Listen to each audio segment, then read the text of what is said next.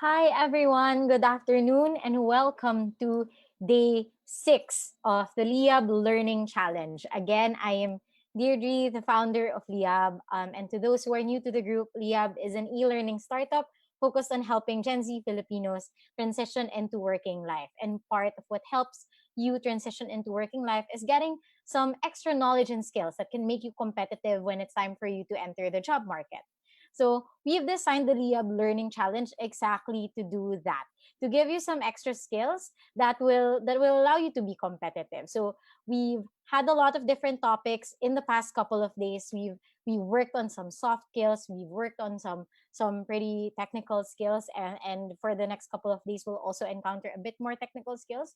But today I think is a very, very interesting topic because even if you're not going to start your own business, or even if you're not going to go into entrepreneurship, a lot of the ideas that go, a lot of the, sorry, strategic techniques or thinking that goes into choosing the right business idea can be applied into choosing the right ideas when it comes to your professional work, whether you're in corporate or in startup even.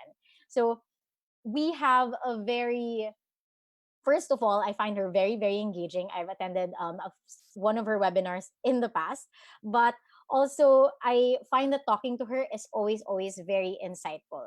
So Cindy Burdette is the CEO of AllCare. That's what she's most known for right now. But she's also the principal consultant of BT Partners. And also, she jokingly refers to herself as the janitor of Gathered Creative. So entrepreneurship is nothing new to Cindy. She has all these different businesses that she's on top of right now. But before that, she even started her career in corporate. And even then, I believe she picked up a lot of learning around how to choose the right business ideas or the right ideas for your projects in your professional work. So usually we give a bit of more time for you guys to hop in on the call. So remember, if you have any friends who've been looking forward to this session, remind them that we are already live. And before I give the floor to Cindy, I just wanted to remind all of you guys that if at any point you have any questions for her, you can comment on this Facebook live video, and we will be reading them at the end of her session, and then we'll do a bit of Q&A. All right. Okay, so I will be handing you off to Cindy now, and then I'll say goodbye. I'll see you guys again after her session. So please do enjoy and learn as much as you can from her.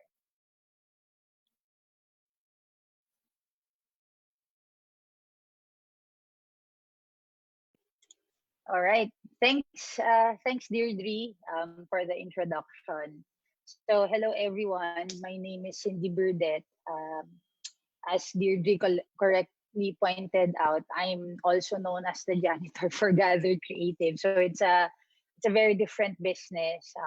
I refuse to call it a startup, but it's a small business where we do two things. Number one, we really make personal events very beautiful, and secondly, we try to create never been done things in the creative space. I'm most known for All Care, which is a combination of a tech. Well, it's an insure tech startup, no, which is backed by some popular angels. And we turned 1 year last January. Now we're 1 year and 5 months. We are surviving the pandemic. Thank God for that. So and then like what you mentioned, I also help out in BT Partners, which is a consulting practice for enterprise business development. So my background's really in tech. So for those that want to know more about me without Googling me, in fairness, if you Google me, there are no party pictures that are gonna come out. I was in college before Facebook was big. Um, so I finished a degree in the Ateneo in Ateneo, um, uh, in management, major in legal management, and I was supposed to do law school, but my parents said they couldn't afford to send me to law school anymore. So I took a job in as a management trainee in a telco company, and actually for the first 5 years of my career, I was really just doing telco and tech inside telco. No? So one of the most notable things I did in the first part of my career was build the digital ecosystem for Sun Cellular. So many of us don't really know them that well anymore, but in our day, only call and text was only given by Suncell. No? So that was fun. And then I moved on to advertising, where I really got to do a lot of new products and new services. In fact, even new business models for our clients. So I service mostly the MVP group, from Smart to PLDT to Felix Mining and all other things. So that was really a fun time for me. But eventually in 2015, one of our executives in Storm asked me to join them there, to lead marketing. And then eventually we founded AllCare. No? So I've always been in a space where we're starting something new or we're doing something that's never been done. And along the way, I've picked up some stuff that I wanted to share this afternoon for people who are thinking about going into business. I know a lot of you are on the headspace, or in the headspace of employment. But maybe somebody out there wants to start a business or is considering starting a business. In fact, I came across a study recently that said many fresh graduates are actually wanting to look into home-based stuff, or what we call self-employed. No? So this might be something that would be really relevant to you. No? So my topic this afternoon is very simple. No? How to choose the right business idea. All of us have business ideas. When you're hanging out with your friends, or when you're watching Netflix, or you're surfing the internet, it's very easy to come up with an idea. In fact, when you're sleeping, you're dreaming about something. When you wake up, you'll think, "Uy, pwedeng business idea yan." So it's very easy to generate an idea. What's difficult though is validating which idea to actually pursue. And I hope this afternoon that's where we can focus our discussion on. Okay. Yeah. So first things first, why do people go into business anyway? This is something that many people should ask themselves even before they start a business. Because let me tell you, whether it's starting a business or starting something new, whether it's a new business model for an existing product or a new project altogether or a new department, whatever it is, if it's new, it's going to be hard, right? Because we're not accustomed to it. We're not in control of all the variables for it. And there's always going to be an unknown factor. For startups, and that's why I reserve the name startup for actual startups and not small businesses. Startups are basically doing things that are very, very new. In fact, there's a popular saying that Reid Hoffman said, diba? Startups is like building a startup or launching a startup is like jumping off a cliff and then assembling your plane or your parachute on the way down. That's because there's so many things that could happen when you're building a startup. But even in a small business, there are many things that can happen that you don't have control over. And so your reason for going into a business is really, really important. So I listed some reasons or top reasons why people go into business. And the number one reason is that they can work for themselves. When I was much younger, I had a friend who talked to me about nung uso pa yung network marketing or MLM. I remember he was telling me his experience why he got into it in the first place.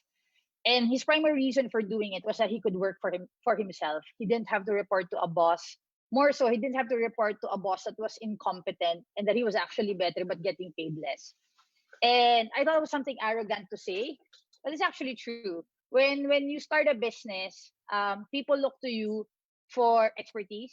People want you to be the one that knows or at least has all the answers or can guide on ways to solve a problem, no? And while many people think that's an upside, that's actually a very, very difficult responsibility. So number one is entrepreneurs can work for themselves. Number two, and this is very, very interesting for me, entrepreneurs want to be more hands-on. If you are a cog in a massive machine, it's almost difficult to trace the actual impact of what you're doing, right? Like I said, I used to work in a telco even after Sun, I was still working with some telco companies as a consultant. And every time I would come up with a product analysis or data to show something's wrong with the product, because there's only a small cog in the bigger machine, it was rarely used in the upper level discussions, more so affecting any change whatsoever. But when I started my own business, and my first business was cooking lechon in 2015. I was selling lechon on the side while working full time. Um, I distinctly remember that I could design my product, I could make my own recipe. I didn't have to report to anybody regarding the taste of my lechon. So it was really, really hands on. And most people, this is what drives them to start a business, to really make something that's uniquely their own, and that they control almost all the factors directly involving that product or service. And the top three reasons is that entrepreneurs want more money. Let me give you fair warning. Many entrepreneurs are dirt poor at the beginning. So it's not, um, there are some businesses that make fairly quick cash. Excuse me. So you're looking at things like buy and sell, where you buy a house or you buy a lot and then you build the house and you flip it. So if you are capital rich or you have access to capital, that's a quick way to make quick money. But many business owners that I know who start from scratch or that are not born into wealth, they really have a period, an extended period where they don't have money yet, no. And eventually they do end up having money when that business becomes self-sustaining or when that business is sold to a bigger corporation, to a bigger owner. So these are the top reasons that people go into business. As you notice, I don't know if you notice, but passion is rare. It's not on the top three reasons of going into the business.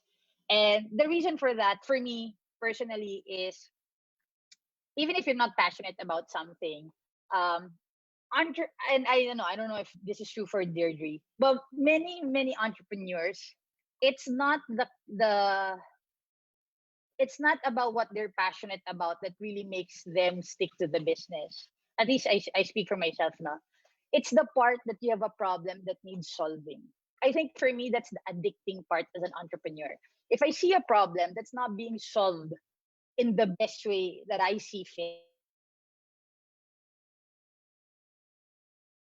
something in my mind that tells me maybe I can solve this. How can I solve this? Can I build a business around it? And for me, and I didn't put it on slides, but for me, a business is simply solving a problem by building an organization around it.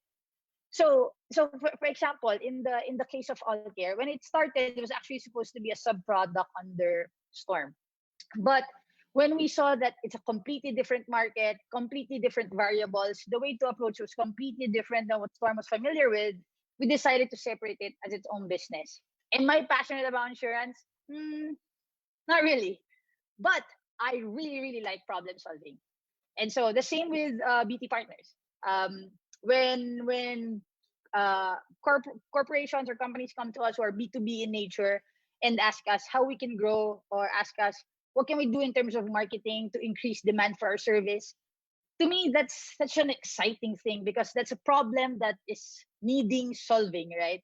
And it opens up people like me to a whole new world where we can study and come up with solutions. And for me, that's really why I got into business in the first place, or that's why I call myself as an entrepreneur.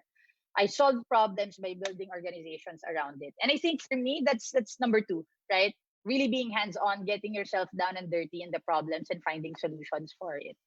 So passion isn't something that is top.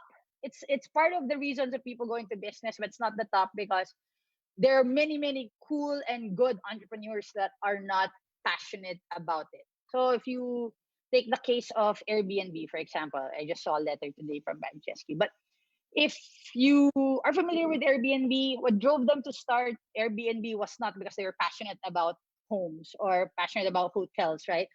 They really needed money. That was just the heart of it, right? They needed money. They had a problem. They needed money, and they found a solution. And that solution grew into become grew and became a business, right? Became an ecosystem of solutions. So if my point here is simply this: you might be passionate about something and you can definitely start a business behind it. But even if you're not passionate towards something, but you see a problem that needs solving and you think that's something that you can solve, I really strongly suggest while you look into employment, take a look at business. Give a real hard look about entrepreneurship. And honestly, the upside of being an entrepreneur is you can employ so many people, you can impact so many lives, and you can influence them to become good citizens, God-fearing people. So we all have ideas. How do I know which one to move forward with? So very, I didn't research, but you know the saying, there are no more unique ideas in the world, because the world's been existing forever. There are about almost 7 billion people in the world. I'm absolutely certain it's going to be difficult to come up with a unique idea. In fact, how many times have we said, oh, I have a business idea, and then a few weeks after you see your business idea on the internet and you're like, shit, nauna ako dyan eh. Oops. Ay, diba? That was my idea. Not quite, right?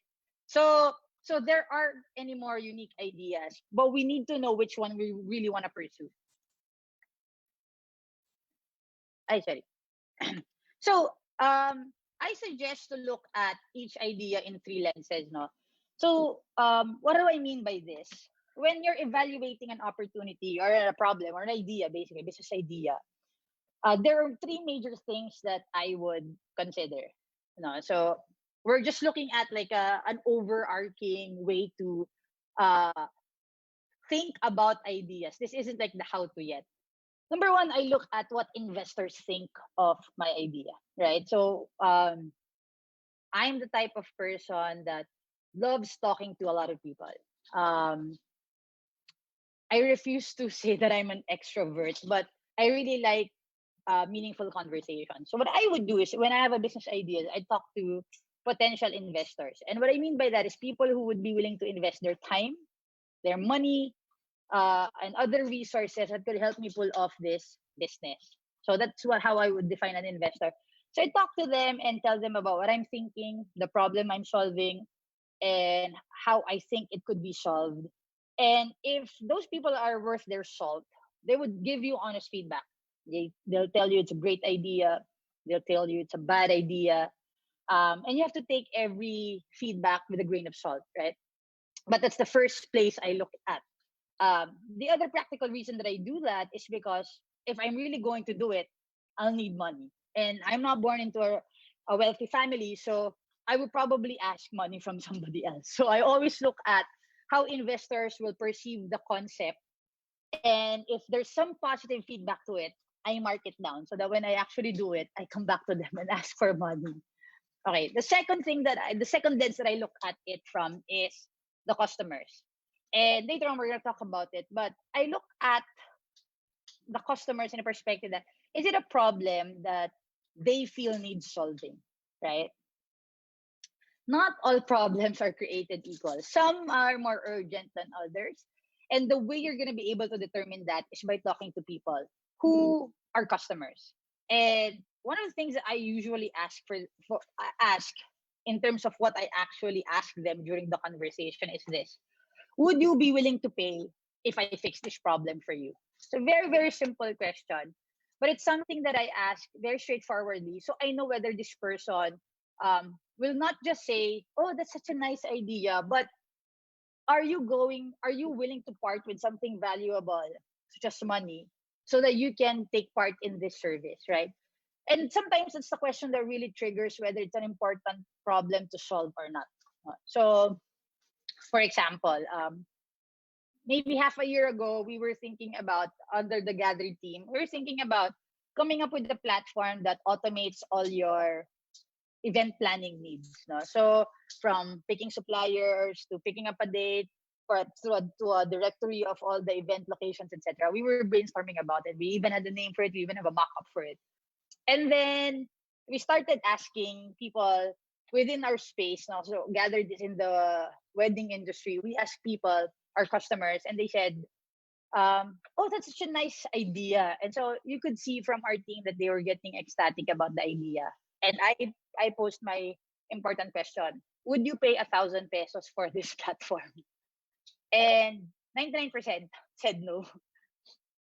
Because for them, while it was a nice idea, it wasn't worth the money that we were gonna charge. In fact, for them, it was just a nice to have.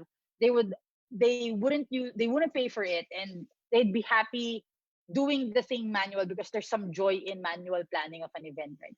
So for us, that gave us a sign that hey, our customers aren't actually going to be happy with this platform. So that's another lens to look at. So we've done investors, customers, and then lastly, suppliers. Every business will have some form of supply. So for example, in all care, our suppliers in this case are our benefits partners. So what we did when we were building all care, we went to all the potential suppliers, benefits partners, and we spoke to them about what we wanted to do in all care. And that's where you'll see if it's feasible or not, if it's what do you think? If it's super crazy that it's almost hard to fulfill, or it's just crazy enough that with a little hard work, a lot of hard work and a little luck, you can actually pull it off. And so these three lenses is what I use when I evaluate a business opportunity. I mean, involved in several other businesses where I'm not actively leading the company. It's the three that I'm actually actively involved in. But it's these three lenses are what I really evaluate on when I consider being part of either a founding team or an advisory team. So sometimes we are put in a situation where we actually end up with two very strong business ideas, right? And after the webinar that Deirdre was referring to, I got so many emails telling me, "Oh, I have a business idea, or I have a pivot idea. I have two pivot ideas. And can you help me decide?" And I even got a couple of emails that said, "Oh, these are my two business ideas for the pivot." And my favorite sentence, "And I'm thinking of a way to mesh them together." No, so the question that I really want us to drill down is, when you have two or more great ideas, how do you choose between the two? And this photo on the right, this small energy arrows, and the one it's an illustration from a book called what do you call this? Essentialism. I don't know if you guys have read that book. So George Keon, I think, was the author. And I really like what he wrote there. The illustration is very simple to understand. If you only have one thing going for you can really focus all your energy into that one thing and get farther in a shorter amount of time. That's on the right side, right, of the image. On the left side of the image is if you have many things going for you don't have to have 10, maybe you have 3 or 4, right? And you expel energy, assuming equally, right? That's the minimum that your business ideas can wish for. If you expel energy equally, you will take far more time to get where a focused ray of energy will actually get you. And why is this important when choosing between two or more ideas? When you launch an idea or a business idea, timing is one of the most important things that plays into the outcome or the success or failure of a business. Timing. For example, if you came out with the gym concept today, or if you came out with a new gym during the pandemic, that would be very bad, right? Because mobility is limited, physical interaction is very limited. If you came out with gym idea right before COVID pandemic hit, it will also be a very bad idea. So timing actually plays a major role in the outcome of the business. In the case of all care, for example, that's my dog. We came out with all care officially around July of 2018, and we went to market December 2018. At the time, people thought we were crazy for providing some HMO coverage and some working perks for freelancers. 2020, the talk now is how to make it universal. And that's why you have a universal healthcare, right? So maybe we were a little early in 2018, but we're definitely not early now 2020, right? And so timing really plays a key role. And for me, this image really tells you a lot about timing. If it takes you more time to get to a point where you can definitively say that this is something I want to pursue or not, that means you're wasting time, right? There, you're wasting time for yourself. You're wasting opportunity time for the business. And so when people come to me and ask for my input about this, I always say choose one and go full on, full blast on one until you see that it's something you really want to pursue, right? Um, the other thing that is what I take away from this image after time is the actual effort that you put into a business idea will also define how successful it could become. What I mean, when you're only putting 20% of your mind space into a business at its birth stages, right? That means there's 80% that you're not paying attention to it. And in that 80%, shit can happen, right? There's a lot of things that can happen that could have been prevented or that could have been avoided, could have been approached differently if only you gave more than 20% of your mind space. And so if you're in a startup or you're starting a small and new business, it's very important that in its first years, you're really hand holding the baby as much as you can. And you can see this in new parents, right? They even struggle to put the babies in another room. They can't wean the baby from them. And the reason for that is they really want to keep an open eye 24/7 as much as possible to newborns, right? Because it requires a lot of attention, a lot of care. Same with the business. And if you're only giving it 20, 30, 40% of your time, there's a percentage that you're leaving up to chance. And honestly, what's that law? Yung well, if there's something that could go wrong, it will definitely go wrong. Murphy's. I saw Deirdre mouth it, right? And the less mind space you give a business, the more Murphy will give it mind space. So it's very important to so how does that answer the choosing between two or more great ideas? It doesn't. It simply says choose one, go full force on it, and then see if it's really worth pursuing. So here's something interesting that I found. 80% of new businesses fail within the first 18 months. That's really bad, right? 8 out of every 10 founders, business owners will not have that business in the next 18 months, right? And if you ask your friends that are business owners, typically what they'll say is, naubusan ng pera, no funding or didn't have investors, etc. Well, that is partly true. That's actually not the main reason or reasons that businesses fail. In fact, it could be true that money was the last nail in the coffin, but building the coffin could have been avoided if only you were paying attention. I always say this. There are so many telltale signs when a business is struggling, but many times the founders or the executive team or the management is not paying attention enough to actually spot those red flags. So Forbes came out with this article. I have 3 dogs. I'm sorry. So the reason that businesses fail, number one, is that they're not really in touch with customers through deep dialogue. And this is sad because as you saw in my previous slide, one of the lenses that we really look at when we evaluate a business idea or an opportunity is customers, right? We really need to understand how important is the problem we're trying to solve. Even when needs change, like when something like this happens or when World War II happened and the whole world turned on its head, if you're in constant communication with your customers, they will tell you where your business has to go, right? They'll tell you how to pivot. But if you're not in constant communication, then that's going to be a red flag that might spell the failure of your business.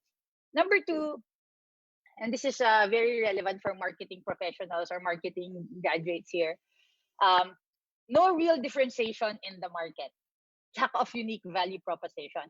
So many of us, I don't know if you guys noticed that there's a massive trend of artisanal coffee, Right? Coffee shops, third wave coffee is what they call it. Obviously, I have my favorites also. I have like in my coffee corner, which you can't see, but I have a V60 drip. I have a siphon. I have an espresso machine, and I actually am considering getting an Aeropress. But so when I order coffee from Toby's or from Commune or from Arabica, blah blah blah, there's actually, in my mind at least, very, very little unique value proposition. So much so that the category in itself is naturally substitutional, right? What I mean by that is when a brand leaves, it's super easy to substitute it. No? And this is something that I tell my friends who want to open a coffee shop.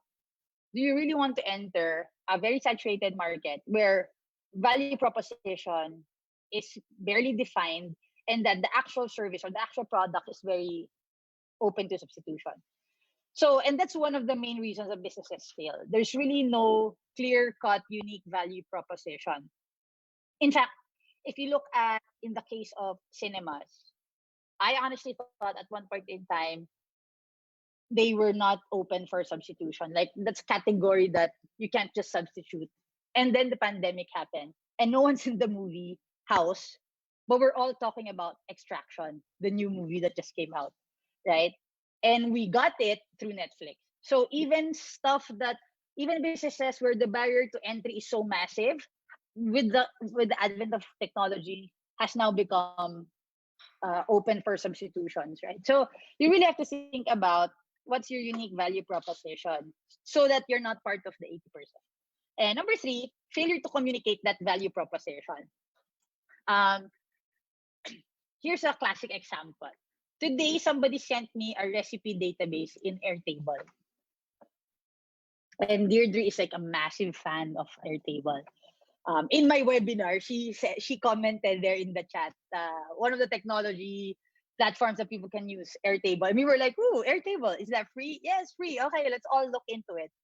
The first time I looked at Airtable was, I think, 2 years ago. And I kid you not, when I opened the site, I was like, fuck this, I don't understand anything. And I left.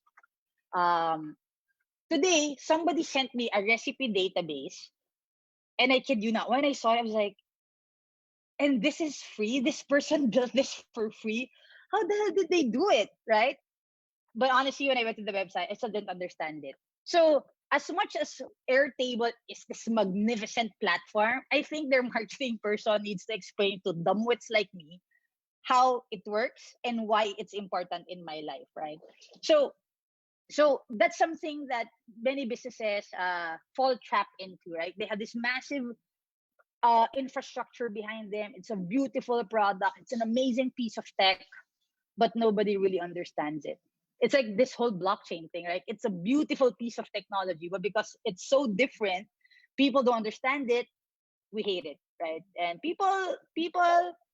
when people are afraid, they don't respond positively. Fear is not a positive emotion. People usually respond negatively towards fear. So when we are unsure of something, we are fearful, and that's not a good thing. And when we're not able to communicate clearly, that's a red flag for the business. And so Forbes says these are actually the top three reasons that businesses fail. Funding just comes towards the end because you run out of money to fix this shit. But at the beginning, it's never really about money.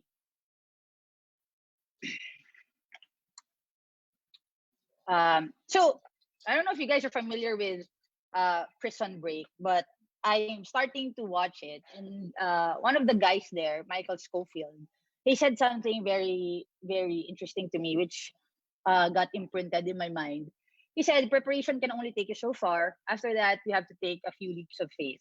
If you don't know yet, obviously they were breaking from prison, as the title suggested, right? So for me, here's my suggestion about how to prepare when going into entrepreneurship, assuming that you've actually decided you will prioritize one business idea over the other.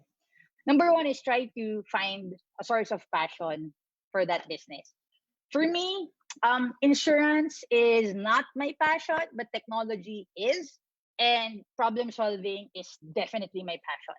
So right now we have a big problem when when you learn that only 6% of the whole country is insured in some form, right? Which means 94% of the whole population has zero understanding about insurance, or have some understanding but have not been moved to actually purchase an insurance product, right? So that's, to me, I'm passionate about that.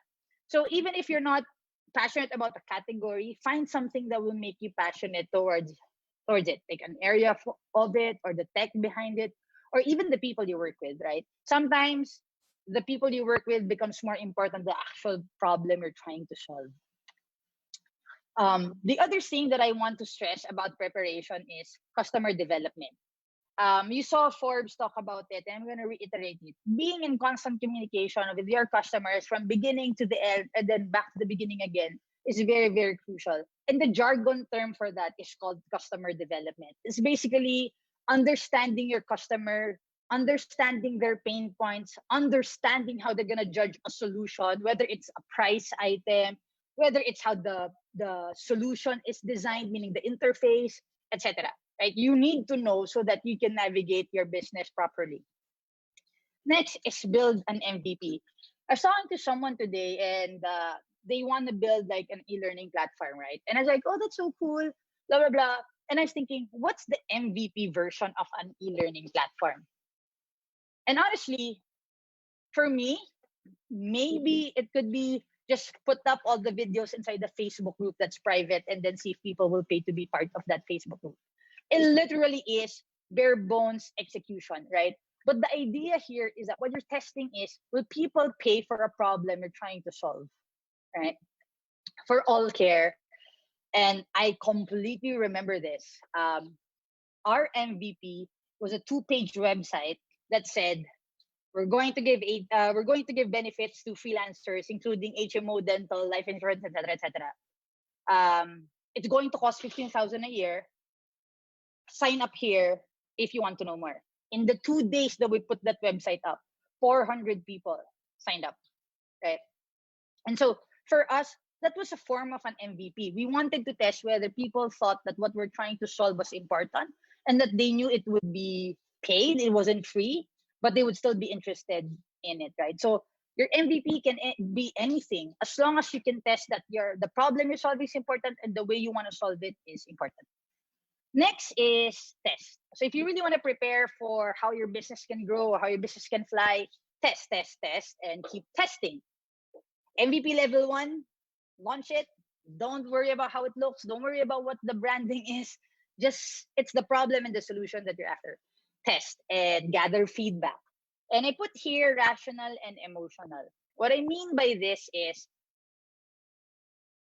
give equal attention to not just the rational feedback of people saying, oh, it worked, oh, it didn't work, oh, it actually was easy to use, no, it was actually hard to use. But also look at their emotional response. Did it make them happy?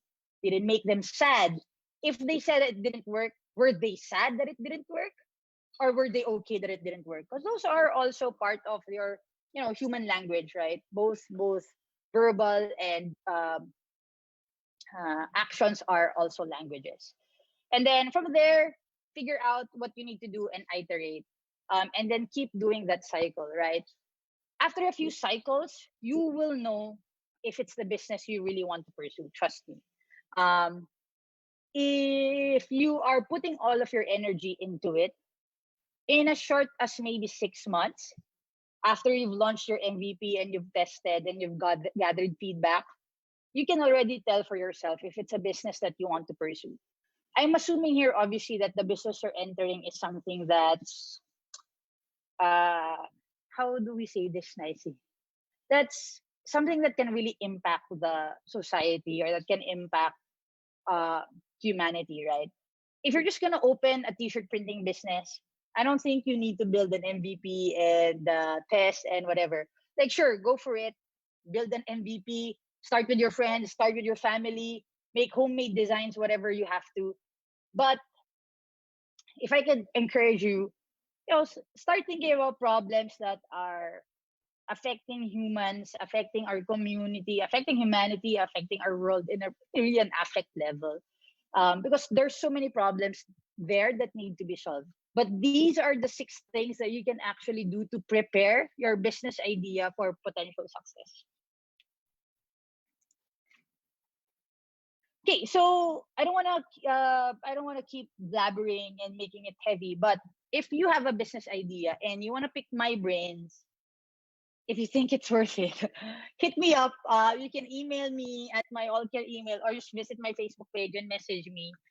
I add almost everybody anyway. And I'd love to hear your business ideas. I'd love to help you refocus on what one business idea you should try right away, and get the MVP built and get it tested so that you can focus on either growing it or moving on to the next business idea. That's it, pansit. All right. Thank you so much, Cindy. I'm not sure if we have questions, but again, if you guys have questions, I know it takes a while for our audience to warm up and actually type in their questions. I'm going to give them this time um, to type it up so that we can read them. But I actually saw this comment. Someone actually commented at around the time you were talking about ideas. Red shared that she also heard that ideas are cheap, execution is key. All right. We have one question. We have Evangeline who asks how to get the best idea. Sana may context yung Yeah. question niya eh, no? Maybe Evangeline, if you can give us more context into your question. But if like your question is really just like how to get the best idea, I mean, there's brainstorming. But I think Cindy sort of mentioned it a while ago. Like you can have a starting point with like what problem do you want to solve, and I guess if you start from there, you can try to see like talk to more people about it and Mm-hmm. evolve the Mm-hmm. idea so that it can become a good Mm-hmm. idea. Yeah. But Yeah, I yeah, think best kasi depends on whose perspective are we talking about, right? Like, I don't know if you guys ever saw this footstool that you use when you're pooping.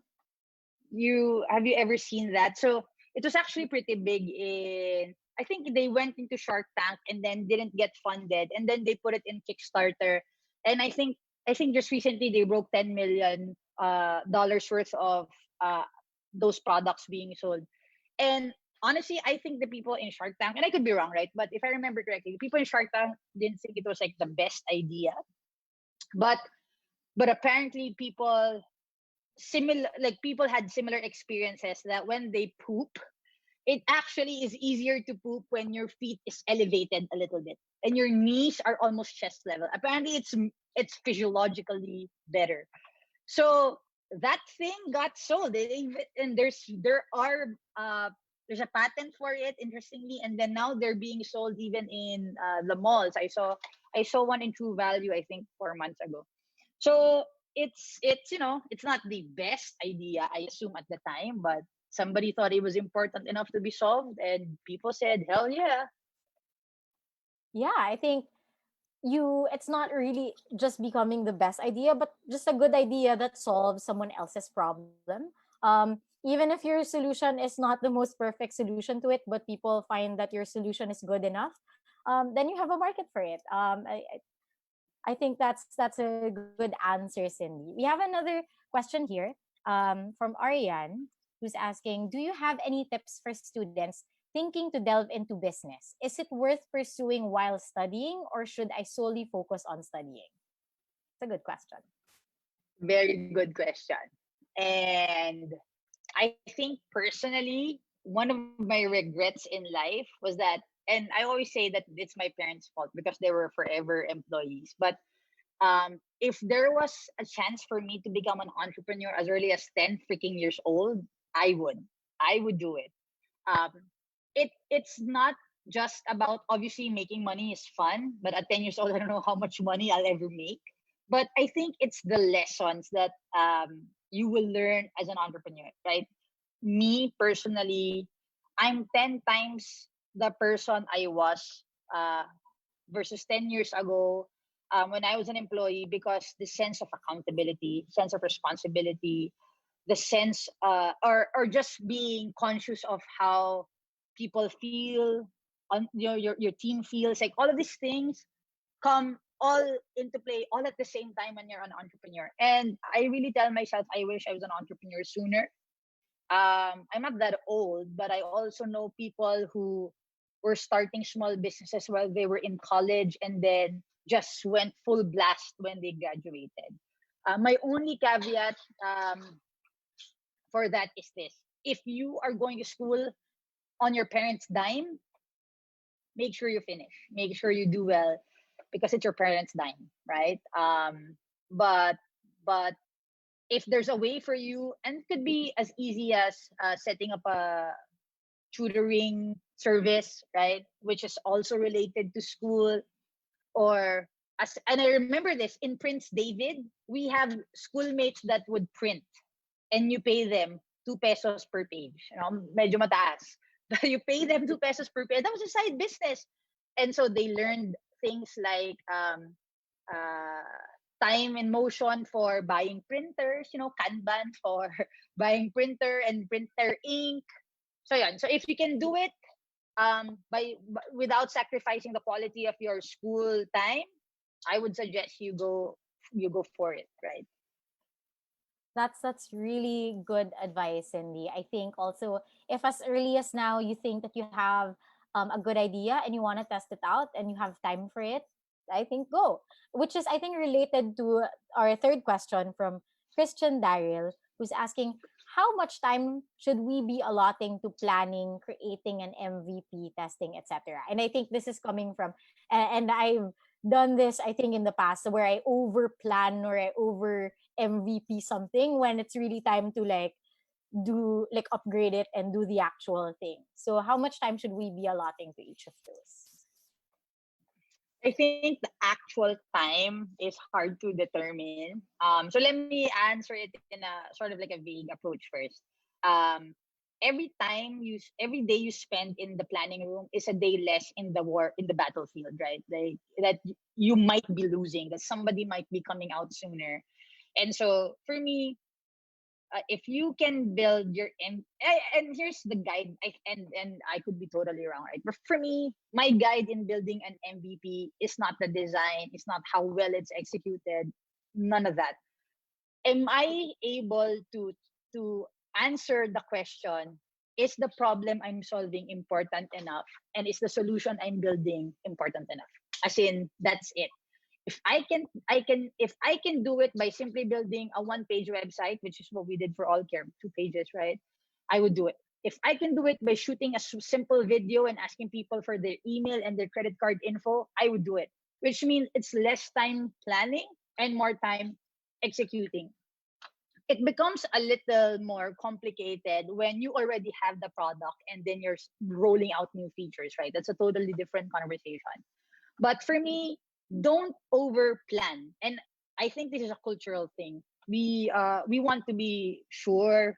We want to control as many things as possible. But you know what? Sometimes you'll be in a road that's not necessarily the right road. The earlier somebody tells you get out of this street, the earlier you can actually move to the next street, right? So don't spend too much time. Do bare, and I think there's a book on that, right? Lean Startup. Is it that book, right? That really, what's the bare bones version of what you're trying to prove? We're not what's the product, right? What are you trying to prove? That this is important enough that people will pay for it, right? So yeah, so don't spend too much time in planning and creating the MVP. In the testing though, let me make this point. Test, right?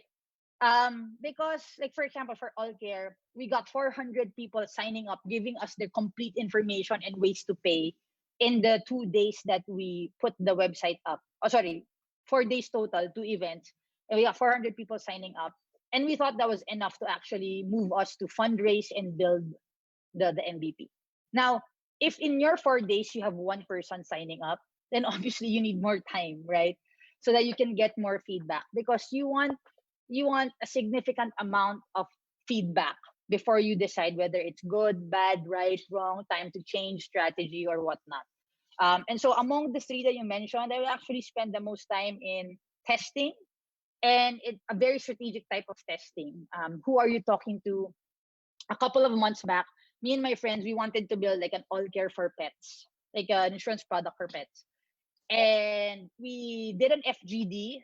I don't know why we did it, but we did an FGD and we did 3 rounds of that FGD. And the result was people weren't going to pay for pet insurance, right? And so we turned down the business idea. And then I'm in a chat group for pet owners in the Grove where I live, which is a condominium. And all of the pet owners said they would pay for it. And I felt super bad because we were only talking to the wrong people, but there's actually a market for the product. So had we spent more time analyzing who we were testing, we would have gotten that nugget of wisdom, right? But since we were rushing and we thought, oh, 3 FGDs, that's a lot already, we're done, let's not pursue it. So there was a lesson there. So testing would be the part where I would spend the more significant time. I wouldn't spend too much time. I would just keep iterating and iterating. I think that's very, very sound advice, Cindy, especially with the testing. Because, for example, if you spend too much time planning and creating an MVP, it's also one less day in testing where you get answers to your questions. Of course, there are questions that can be answered in the planning stages and creating the MVP, but ultimately you want to get feedback from the lenses of the three lenses that Cindy discussed. And that's not going to happen if you don't test it out with them. We have another question, very interesting. So we have from Benjamin Joseph asking, do you believe that for a business, especially a startup company, to flourish, you need connections? May quotation mark pa yung connections. I'm not sure what the quotation marks mean. But if yes, do you have any advice as to where to seek those connections? Again, hindi ko alam kung anong implied sa quotation marks na yun. But interpret it as you would, Cindy. Oo nga eh. Mga legal, illegal na joke lang. So I'm from the province. I'm from a very, very small town. It's not very small. Manileños go there, but I'm from Subic Bay, so it's relatively small. I actually went to college with no connection. So let me get that first. I ended up becoming a founder of a relatively in the upswing kind of startup, right? Which is a blessing in itself. Did I need connections to get here? Absolutely. Okay, let me get that. But is it possible for somebody like me to get connections? Also, absolutely. And so here's how the connections work. When you're trying to learn more about a specific industry, like where I'm at, which is insurance and technology, right? You will need those. Let's remove the quotation marks already. You will need the connections. One, in terms of industry expertise or subject matter expertise, especially if you're going into an industry where you are not a defined expert, like me. I happened to be in a program that sent me to Singapore for 6 months and in the face of insurance experts day in and day out. So those are all connections I've built, and they really deposited so much information and insights and data in my head that I now walk like a walking, I was gonna say insurance agent, but like you get what I mean. The way I got there though was I really consciously spend time talking to people, and for example, industry events. Uh, it's not hard to identify key industry events that are of interest to you. Sign up, maybe pay the minimal entrance fee, and work the room. I think yung advantage lang is I'm in sales, right? So working the room is fun for me, and learning about who I'm talking to is fun for me. And since I'm a pretty colorful person, I love basketball, I love music, I love books, etc. It's so easy for me to connect with people. Those are the connections, right? But if you're looking at an industry that's of particular interest, just go to industry events, send a LinkedIn message to somebody you think would be an interesting connection, and explain that you want to reach out because you think this industry is interesting and that you want to get their 2 cents on something, or you want to pick their brain. And honestly, all middle-aged executives and even young executives and young founders love to share. They love to share. One, because it reinforces that they actually know what they're talking about, and secondly, there is some semblance of passing the torch. So don't be afraid and don't be shy to approach somebody random online, kasi social distancing. Approach somebody online and tell them like you're interested. And honestly, I've done this so many times. Even now that I'm a startup founder and I'm in like a growth trajectory and all of this, I love sending people messages and asking them if they can do like a quick call. I just want to get their piece of advice on something. And almost all of the time, they learn from me and I learn from them. So yeah, it's important, because you will really need those connections in terms of fundraising. If you're a first time startup founder, kunwari, and you have zero background on fundraising, how do you know how to do it? You talk to someone who's done it, right? And how do you find someone who's done it? Ask them for their time, call them and speak with them. So yeah, so it's important and it's very easy to do. All right. Thank you, Cindy. I think that covers, I think, the important connections.